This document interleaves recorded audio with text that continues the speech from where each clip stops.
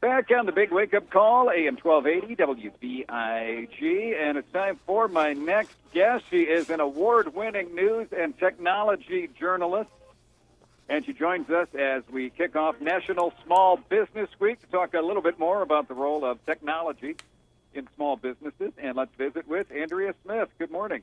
Good morning. How are you doing? Good. How are you today? I'm well, thank you. As we head into National Small Business Week, now we hear it over and over that small businesses really are responsible for the majority of job growth in America today, and it also seems that small businesses, could be falling behind in technology as as compared with the big boys. How are small businesses trying to keep up with some of their large competitors? Well, it's really all about protecting your data, right? We hear about people getting hacked all the time. And small businesses, it's really expensive security. So small businesses sometimes skimp on that.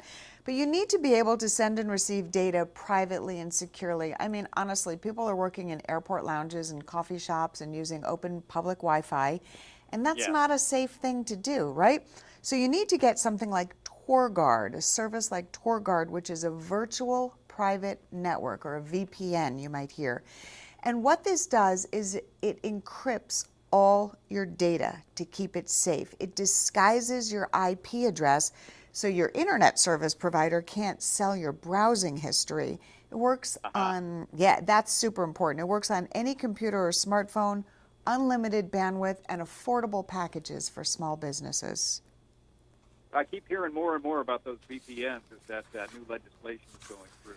So definitely something for small businesses to keep in mind, both to protect themselves from hackers and to protect their customers' data. Absolutely. I mean, you're hearing about that, and very soon you may see people selling your browsing history. And if you're a small business, you don't want people to know what you're doing or who you're doing business with. So it's really important to have a VPN like TorGuard that will disguise your IP address. Is there something small businesses can do like that to let their customers know they're secure? Because like a lot of us, you'll go to a neighborhood store and they swipe my card with this little device attached to an iPad. And I know that's probably not much different from the little credit card swiper, but I think that somehow makes people feel a little uneasy. I think that's a great question. And I think that having a sign, just like you say, like protected by, or on your home security, having a sign that says your data is encrypted, letting customers know we've encrypted your data, you are not transmitting anything over open Wi-Fi, we're using secure Wi-Fi, and your data is safe. I think that's really important to do. And of course, small businesses always trying to cut expenses to remain competitive. So are these solutions expensive? Is there a way small businesses can save money on technology? Yeah, there are. I mean, technology is expensive, right? It's an investment for a small business, but there are definitely ways to save money. So for instance, printing. Epson's EcoTank printers are cartridge free.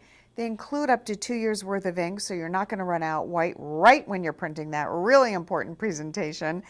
And the ink in the Workforce ET 4550 EcoTank will print up to 11,000 pages. That equals about 50 sets of ink cartridges, Ryan. That's a savings of up to 80%. And also, those cartridges aren't going in the landfill, which is also super cool. Another way to save money on tech is buying smartphones that are rugged and waterproof, like the Kyocera DuraForce Pro. Research shows a rugged phone saves on IT support and valuable downtime. So this phone is military grade. You don't even need a protective case on it. It's roughly half the cost of an iPhone, and it still has features for work like software support and a fingerprint sensor for security, and it's waterproof for up to 30 minutes, just in case someone drops it. Waterproof up to 30 minutes. Oh my gosh. Yeah, I mean, I had, and before iPhones, I had a phone. It fell out of my shirt pocket into my dog's water dish, and it was done. It was in there, 2 inches of water for 5 seconds, and it was gone. Yep, and see, you would have had to send it out to get it repaired. So this just cuts down on all that downtime. Okay, so we talked about secure data. We talked about saving money on tech. Small businesses, if they're going to continue to be the job creators, to be competitive, they're going to have to grow their reach. What would some of your suggestions be for that? Well, absolutely, because today it's all about networking, right? People don't necessarily come to you. You got to get out there, you got to network, you got to let people know who you are. And all this week for National Small Business Week, Microsoft stores across the country are hosting free LinkedIn workshops.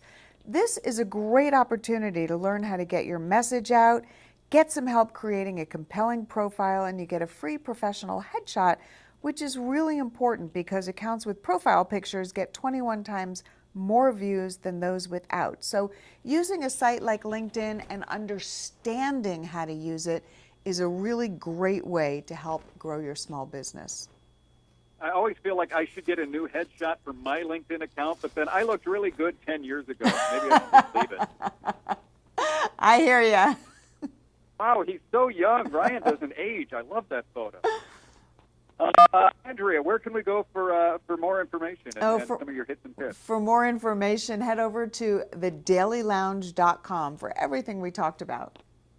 And that's Andrea Smith, award-winning news and technology journalist. One of these days, I'll win an award for something. Andrea, as we really appreciate you joining us today. Thank you very much. Thanks, Ryan.